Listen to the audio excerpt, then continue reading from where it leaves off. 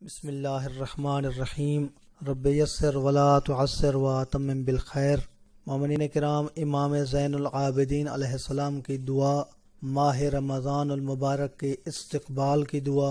امام علیہ السلام اس دعا میں بہت سارے پیغامات کو بیان کر رہے ہیں۔ انداز دعائیہ ہے، لیکن مختلف پیغامات ماہ رمضان المبارک کے حوالے سے اس دعا میں موجود ہیں۔ آج جس پیراگراف کو ہم پڑھنے جا رہے ہیں وہ صلہ رحمی سے شروع ہو رہا ہے۔ اپنے رشتہ داروں کے ساتھ، خونی رشتہ داروں کے ساتھ اچھے سلوک کے ساتھ پیش آنا، ان کے ساتھ تعلق جوڑ کر رکھنا، ان کے ساتھ تعلقات کا خاتمہ نہ کرنا۔ امام علیہ السلام صلہ رحمی کے اوپر زور دے رہے ہیں۔ صلہ رحمی روایات میں، احادیث میں واحد ایسی چیز ہے کہ جو انسان کی زندگی کو بہت ہی زیادہ بڑھا دیتی ہے۔ روایات کے اندر موجود ہے کہ اگر کوئی بندہ اپنی زندگی کے 3 سال رکھتا ہے، صلہ رحمی کرتا ہے، تو اس کی زندگی 30 سال تک بڑھ جاتی ہے۔ اور اگر کوئی بندہ اسی طرح سے قطع رحمی کرتا ہے اور اس کی زندگی 33 سال تھی تو 30 سال مکمل ختم ہو جاتے ہیں قطع رحمی کی وجہ سے، باقی زندگی اس کی 3 سال بچ جاتی ہے۔ امام جعفر صادق علیہ السلام کا یہ فرمان ہے کہ 30 سال کی زندگی کا فرق صلہ رحمی کے ذریعے سے پڑتا ہے۔ امام زین العابدین علیہ السلام اس دعا میں اللہ تبارک و تعالی کے ساتھ ہم کلام ہیں اور ہمیں بھی یہ پیغام دے رہے ہیں۔ اللہ کی بارگاہ میں عرض کر رہے ہیں، بار الہ ووفقنا فیہ لأن نصل ارحامنا بالبر والصلہ۔ بار الہ ہمیں توفیق عطا فرما کہ ہم اپنے خونی رشتہ داروں کے ساتھ، ذوی الارحام کے ساتھ نیکی بھی کریں اور ان کے ساتھ تعلق جوڑ کر بھی رکھیں، صلہ رحمی بھی کریں۔ اگلا جملہ ہمسایوں کے متعلق فرماتے ہیں، وَأَن نَتَعَاهَدَ جِيرَانَنَا بِالْإِفْضَالِ وَالْعَطِيَّةِ۔ بار الہ ہمیں توفیق عطا فرما کہ ہم اپنے ہمسایوں کے ساتھ تفضل کے ساتھ پیش آئیں، ہم ان کے ساتھ اچھے رویے کے ساتھ پیش آئیں، اور ہمارے پاس اگر کچھ ہو دینے کو تو ہم اپنے ہمسایوں کو عطا کریں، عطیہ میں بخل سے کام نہ لیں۔ ہمسایوں کے بہت بڑے حقوق ہیں ہمارے اوپر، تو امام علیہ السلام نے اس دعا میں اس جانب بھی اشارہ کیا ہے کہ ماہ رمضان المبارک فقط بھوکے رہنے کا نام نہیں ہے، روزہ رکھنے کا نام نہیں ہے، بلکہ اپنے ہمسایوں کے ساتھ بھی رویے بہتر کرنے کا نام ماہ رمضان المبارک ہے۔ وَأَن نُخَلِّصَ أَمْوَالَنَا مِنَ التَّبِعَاتِ، اور بار الہ ہمارے اموال کو تابعات سے پاک فرما۔ تابعات تابعاتن کی جمع ہے۔ تابعاتن کہتے ہیں ایسا مال کہ جو اگر باقی رہے تو انسان گناہگار ہوتا رہے، یعنی انسان کے پاس، انسان کے ہمسائیگی میں بہت سارے لوگ ایسے ہیں کہ جو مستحق ہیں، وہ مال اس کی ضرورت کا بھی نہیں ہے، وہ مال اس کے لیے زیادہ فائدہ مند بھی نہیں ہے، لیکن پھر بھی وہ اپنے پاس رکھتا ہے۔ ہمسایہ، اس کا دوست، اس کے عزیز و اقارب وہ محتاج ہیں اس مال کے، لیکن انہیں عطا نہیں کرتا ہے۔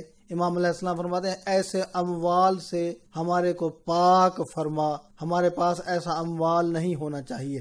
وَأَن نُطَهِّرَهَا بِإِخْرَاجِ الزَّكَوَاتِ، بات اگر اموال کی ہے تو امام علیہ السلام فرماتے ہیں کہ بار الہ ہمیں زکوٰۃ کی ادائیگی کی توفیق عطا فرما تاکہ زکوٰۃ ادا کریں اور ہمارا مال پاک و پاکیزہ ہو۔ تو امام علیہ السلام نے اس جانب اشارہ کیا ہے کہ زکوٰۃ کے ساتھ اموال پاک ہو جاتے ہیں، اور اگر انسان زکوٰۃ ادا نہیں کرتا ہے تو اس کا مال، اس کی جائیداد، اس کی دولت پاک شمار نہیں ہوگی۔ اگر اپنے اموال کو پاک کرنا ہے، اپنی اولادوں کو لقمہ حلال کھلانا ہے، تو اس کے لیے زکوٰۃ کو ادا کرنا ضروری ہوگا تاکہ مال پاک ہو اور اس مال کو کھانے والی اولاد پاک ہو۔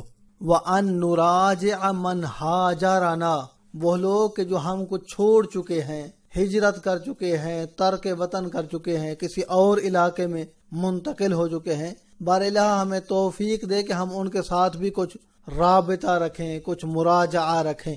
وَأَن نُنْصِفَ مَنْ ظَلَمَنَا، عام طور پر مظلوم کی بات کی جاتی ہے۔ مولا کائنات حضرت علی علیہ السلام نے بھی جب انہیں ضربت کا وار ہوا ہے، زخمی حالت میں بھی یہی نصیحت کر رہے ہیں کہ کونا للظالم خصما، وَلِلْمَظْلُومِ عَوْنًا۔ امام حسن اور امام حسین علیہ السلام کو جب نصیحت کی ہے مولا کائنات حضرت علی علیہ السلام نے، تو یہی نصیحت کی ہے کہ ہمیشہ ظالم کے مخالف رہنا، مظلوم کے مددگار رہنا۔ لیکن یہاں پر سرکار زین العابدین علیہ السلام بڑی عجیب بات کر رہے ہیں، اور ہمارے لیے سبق ہے اس بات میں۔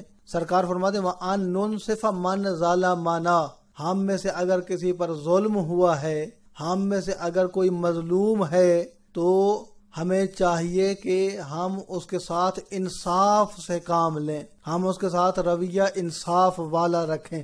وَأَن نُسَالِمَ مَنْ عَادَانَا، اور اگر کسی نے ہمارے ساتھ دشمنی کی ہے تو ہمیں توفیق عطا فرما کہ ہم اس کے ساتھ دشمنی کے بدلے دشمنی نہ کریں، ہم اس کے ساتھ سلامتی سے پیش آئیں، عداوت سے پیش نہیں آئیں۔ حاشا من عودی فیک ولک، لیکن بار الہ جو تیرا دشمن ہے، جو تیرے ساتھ بغض رکھتا ہے، جو تیری مخالفت کرتا ہے، جو تیری مقدس اہل بیت کو نہیں مانتا، جو تیرے رسول کو نہیں مانتا ہے، اس کے ساتھ ہم نے دوستی نہیں کرنی، اس کے ساتھ ہماری دشمنی ہی دشمنی ہے۔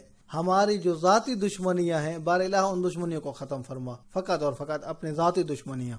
لیکن جو اللہ کا دشمن ہے، جو اللہ کے رسول کا دشمن ہے، جو رسول کے جانشین علی علیہ السلام کے دشمن ہے، حاشا اس کے ساتھ دوستی نہیں کرنی، اس کے ساتھ دشمنی قبول ہے، اس کے ساتھ دشمنی مطلوب ہے۔